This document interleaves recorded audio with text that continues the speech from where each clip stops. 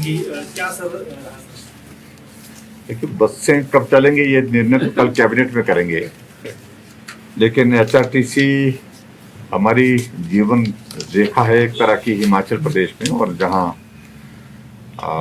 ग्रामीण क्षेत्रों में ट्रांसपोर्टेशन जितनी भी होती है वो एचआरटीसी के माध्यम से होती है। बहुत महत्वपूर्ण भूमिका है, और मुझे इस बात को लेकर के भी संतोष है कि 2020-21 में हमने कोविड का असर जो एचआरटीसी पर पड़ा था, तो उसके लिए उसको ध्यान में रखते हुए हमने एडिशनल सपोर्ट जो है वो पिछली बार 259 करोड़ रुपए की दी थी।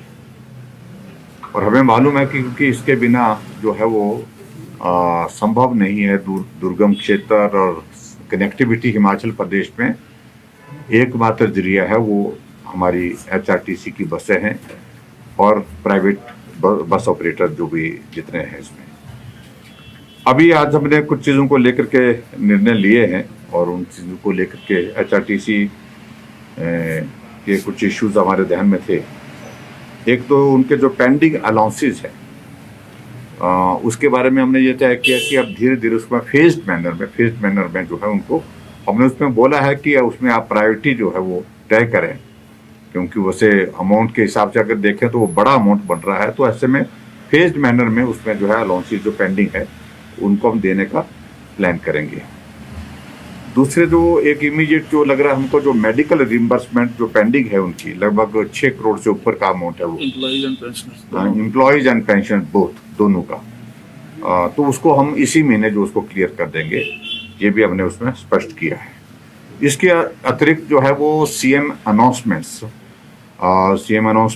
जो हिमाचल प्रदेश में जो एचआरटीसी की जो पेंडिंग है उनको मॉनिटर किया। कुछ जगह काम चल रहा है, उनको कहा अपने तेज गति से उसको पूरा करिए, ताकि हम एक टाइम बाउंड शेड्यूल के साथ उनको पूरा करके उनको लोगों को समर्पित कर सकें। दूसरा जो है हमारे शिलान्यास जो किए हैं, कुछ जगह शिलान्यास किए हैं, और उसमें कुछ जगह कुछ फॉर्मेलिटीज, कुछ औपचारिकताओं के कुछ बातें रहती हैं कुछ जगह, उनको भी हमने कहा कि जल्दी क्लियर करें ताकि उनको भी पूरा कर सकें। और जहां शिलान्यास किए हैं उसमें बजट प्रोविजन के साथ उनको कंप्लीट करना, टारगेटेड एक टाइम स्पैन में जो है उसको पूरा करना है, उसके लिए भी हमने इस बात कही है। तो मोटे तौर पर हमने ओवरऑल जो है रिव्यू जो है उसमें सारी चीज़ों को लेकर के किया है। एचआरटीसी में और भी बहुत सारे इश्यूज हैं उसमें, जिनको डिटेल में मंत्री जी अगर चाहेंगे तो उसमें डिटेल में बता देंगे। मुझे तो सिर्फ एचआरटीसी के बारे में आज महत्वपूर्ण यही है, सीएम अनाउंसमेंट्स, सीएम के फाउंडेशन स्टोन्स, और उसके बाद मेडिकल रिम्बर्समेंट जो पेंडिंग थे दोनों कैटेगरी के, जिसका जिक्र किया हमने, तो वो जारी कर देंगे। और उसके बाद जो अलाउंसेज उनके जो पेंडिंग है उसको फेज्ड मैनर में हम आने वाले। सर, आपका चंडीगढ़ विजिट है, बहुत महत्वपूर्ण कुछ बैठक भी होनी है, किस तरह की बैठक और क्या कुछ होने वाला है सर? चंडीगढ़ की बैठक हमारी रूटीन की है और पार्टी की बैठक है। पार्टी के कार्यक्रम आने वाले समय के लिए निर्धारित होंगे, क्योंकि पार्टी के कार्यक्रम को जो शेड्यूल निर्धारित हुआ था इन दिनों में, वो कोविड के चलते जो है प्रभावित हुआ है, और उसमें से बहुत सारे कार्यक्रम हमको स्थगित करने पड़े, कुछ कार्यक्रम हमको रद्द करने पड़े। ऐसे में अब अगला शेड्यूल, क्योंकि अब हम देख रहे हैं कि कोविड का इम्पैक्ट अब धीरे धीरे कम होता जा रहा है, हम जल्दबाजी में भी नहीं, लेकिन उसके बावजूद दो महत्वपूर्ण चीज़ों को लेकर के हमको विचार करना है, जिसमें मंडी पार्लियामेंट्री कॉन्स्टिट्यूंसी का चुनाव होना है, बाई इलेक्शन होना है, फतेहपुर विधानसभा क्षेत्र का उपचुनाव होना है, उसके लिए भी विचार करेंगे।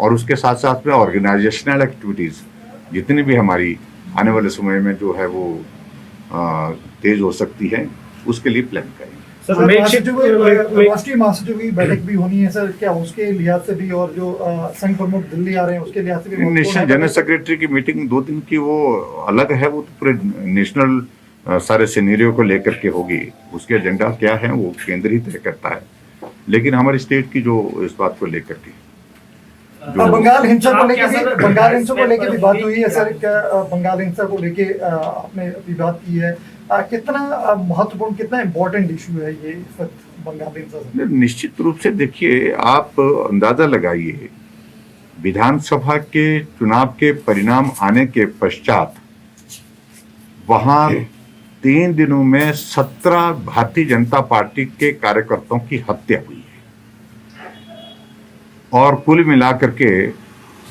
जो हत्या का आंकड़ा जो है इट इज मोर देन 168 जो पॉलिटिकल मर्डर जिसको बोल सकते हैं इस तरह से वहां पर जो हुए हैं वो चिंता का विषय है।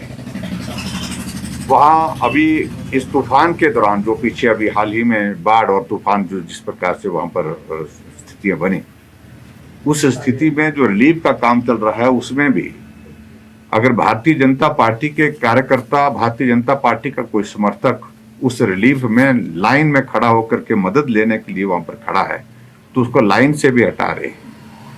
यहाँ तक मतलब वहाँ पर घटनाएं घटित हो रही हैं जो दुर्भाग्यपूर्ण है। सर, जो मेकशिफ्ट हॉस्पिटल आपने आज भी उद्घाटन किया है, तो क्या हम ये थर्ड वेव की तैयारी इसको माने और कितना हम लोग तैयार हैं थर्ड वेव के लिए?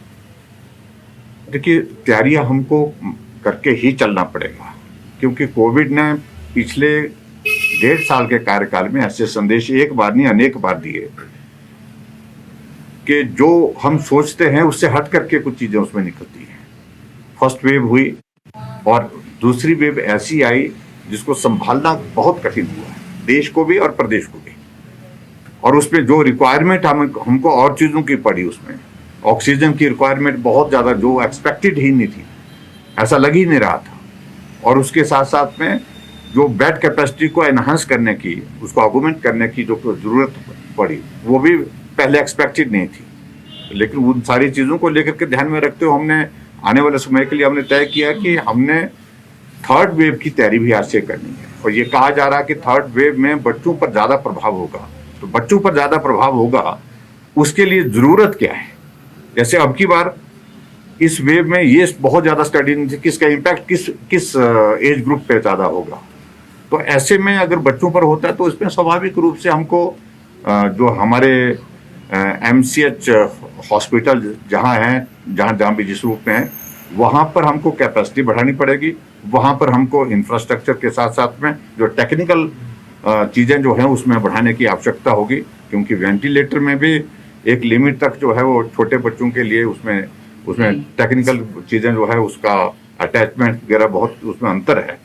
तो इसलिए वो सारी चीज़ों को लेकर के हमको करना पड़ेगा उस तरह से हमने कहा कि एक बार सब की सब चीज़ें हम तय कर लें कि रिक्वायरमेंट हमारी क्या होगी, वो प्रोक्योर कहाँ से होगी और प्रोक्योर करने के लिए कितने दिन के अंदर प्रोक्योर हो सकती है। उन सारी चीज़ों की तैयारी करने की ज़रूरत है, आज से ही तैयारी करने की ज़रूरत है। नहीं तो ऐसी जैसे आपकी सेकंड वेव में पूरे देश भर में अफरा तफरी, ऑक्सीजन का सिलेंडर नहीं मिल रहा है, सिलेंडर मिल रहा तो उसका रेगुलेटर नहीं मिल रहा है, ऐसी चीज़ें बहुत सारी आई। तो ऐसे में ये सब करने की जरूरत है। सर, जो कोरोना का संकट जिस तरह से है तो क्या बाई इलेक्शन जो होने हैं वो निर्धारित समय पर हो पाएंगे या स्टेट क्या? देखिए, इस बारे में टिप्पणी चुनाव आयोग तय करेगा तारीख, उसके बाद हम हालात देखेंगे कैसे कैंपेन प्लान करनी, कोविड की सिचुएशन को ध्यान में रखते हुए ही प्लान करेंगे। Sir, thank you.